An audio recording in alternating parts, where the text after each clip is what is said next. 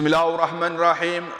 Qala Abu Darda li Ka'bin radhiyallahu anhuma, akhbirni an akhassi ayah, yakni fi Taurat. Faqala yaqulu Allah Ta'ala tala syauqul abrar ila liqa'i wa inni ila liqa'im la ashaddu syauqan. Qal wa maktubun ila janibiha man talabani wajadani wa man talaba ghairi lam yajidni. Faqala Abu Darda ashhadu inni la sami'tu Rasulullah sallam yaqul hadha wa fi akhbarin Dawud wa fi akhbari Dawud alaihi salam anna Allah Ta'ala qala ya Dawud abligh ahla ardi inni habibun liman ahabbani wa jalisun liman jalasani wa mu'nisun liman anisa bidzikri wa sahibun liman sahabani ila akhiri ma qala radhiyallahu anhu. Dikatakan oleh Al-Imam Ghazali bahwasanya dahulu Abu Darda pernah bertanya kepada Ka'ab. Ka'ab ini seorang tabi'in. Beliau masuk Islam di zamannya akhir daripada khalifahnya Sayyidina Umar. Ada mengatakan bahwasanya Ka'ab ini masuk Islam di zamannya Sayyidina Umar. Ada mengatakan Ka'ab ini masuk Islam di zamannya khalifah Sayyidina Abu Bakar As-Siddiq.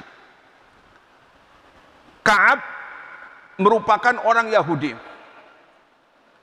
Dan beliau orang yang sangat ahli dalam kitab Taurat.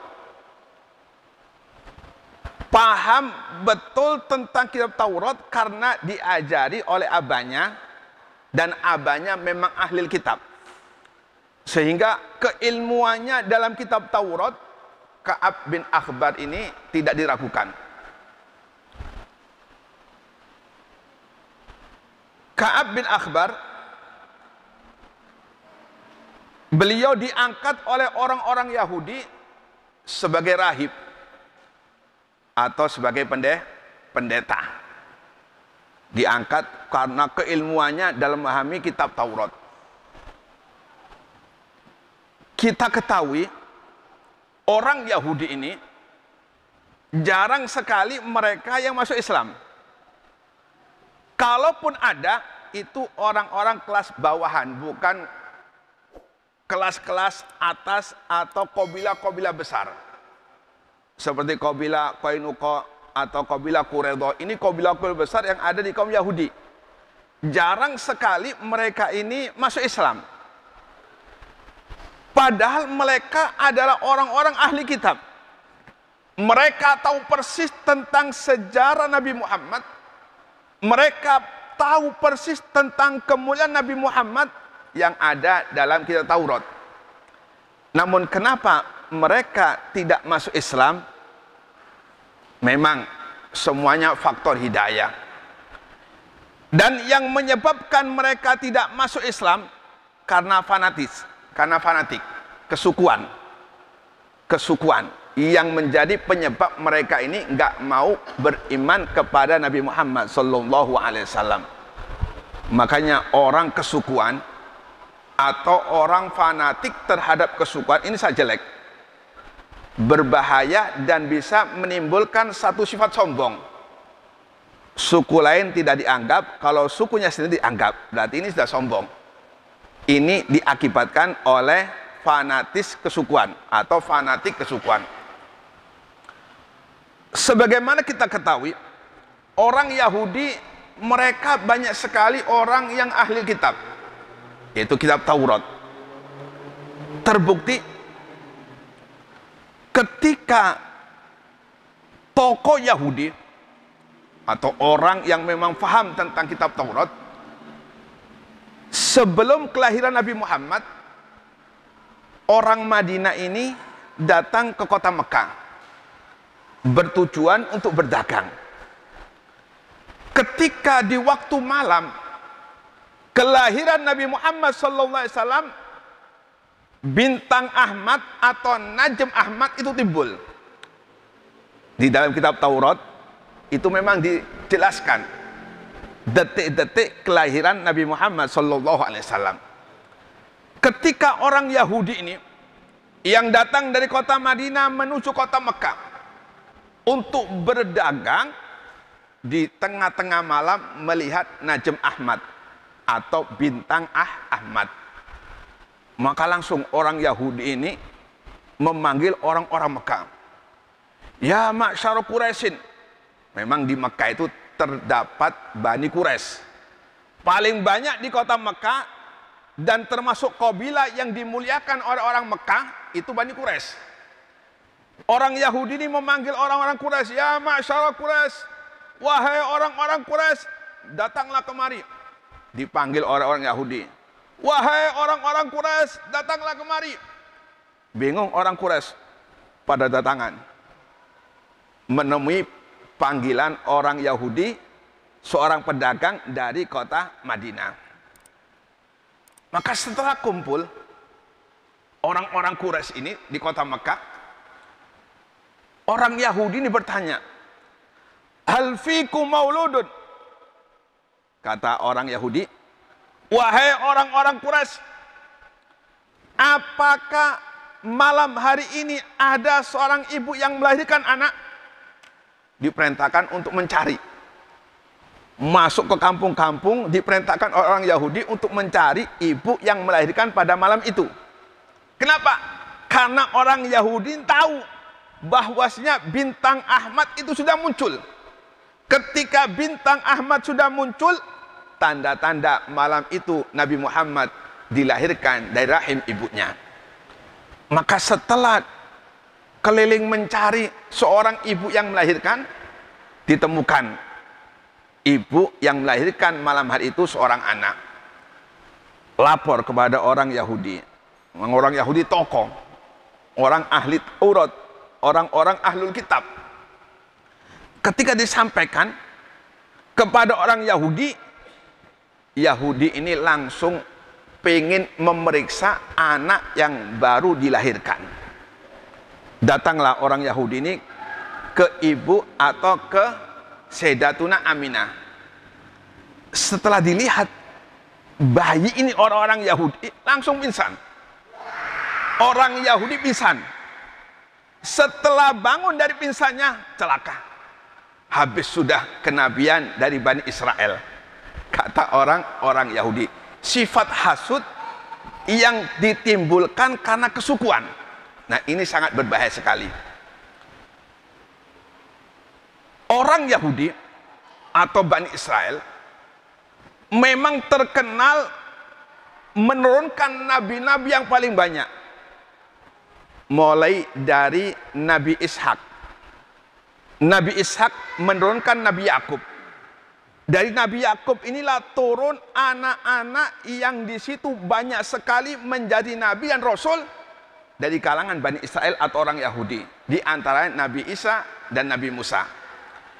Sedangkan saudara Nabi Ishak, yaitu Nabi Ismail, tidak menurunkan nabi kecuali Nabi Muhammad sallallahu alaihi wasallam. Sedangkan dari Ishak, Ishak punya anak Yakub, Yakub punya anak-anak sampai Nabi Isa, semuanya nabi-nabi yang datang diutus oleh Allah Subhanahu wa taala dari kalangan Bani Israel atau orang Yahudi. Maka ketika orang Yahudi ini melihat bahwasanya tanda-tanda kenabian yang dijelaskan oleh Allah Subhanahu wa taala dalam kitab Taurat itu memang ada pada Bani Quraisy, langsung pingsan. Di dalam kitab Taurat ini tidak disebutkan nabi terakhir ini Bani apa enggak. Cuma disebutkan tanda-tandanya saja, namun tidak disebutkan baninya. Ketika orang Yahudi mengetahui nabi terakhir yang sangat diagungkan dalam kitab Taurat, yang sangat dimuliakan dalam kitab Taurat itu Bani Quraisy, langsung orang Yahudi ini pingsan. Maka kebanyakan orang-orang Yahudi mereka hasud, tidak mau beriman terhadap Nabi Muhammad walaupun mereka tahu Ya'rifunahu kama ya'rifuna abna'ahum. Mereka orang-orang Yahudi tahu siapa Nabi Muhammad. Mereka orang-orang yang tahu siapakah sebenarnya Nabi Muhammad dari kitab Taurat. Namun karena kesukuan, fanatik kesukuan yang menjadi penyebab dia tidak mau beriman terhadap Nabi Muhammad sallallahu alaihi wasallam. Ka'ab ini seorang ahli dalam kitab Taurat, mumpuni dan jadi seorang rahib. Ketika Abu Darda bertanya, wahai Ka'ab, khabarkan terhadap aku tentang ayat yang khusus di dalam kitab Taurat. Maka Ka'ab bin Al-Akhbar, beliau mengatakan isi dari kitab Taurat, firman Allah Subhanahu wa taala di antaranya, tala syauqul abrar ila liga'i wa inni ila liga'im la asaddu syauqan. Kutipan dari kitab Taurat mengatakan, sungguh sangat lama sekali orang-orang yang baik rindu terhadap aku untuk menemuiku, dan aku sungguh sangat rindu kepada orang tersebut.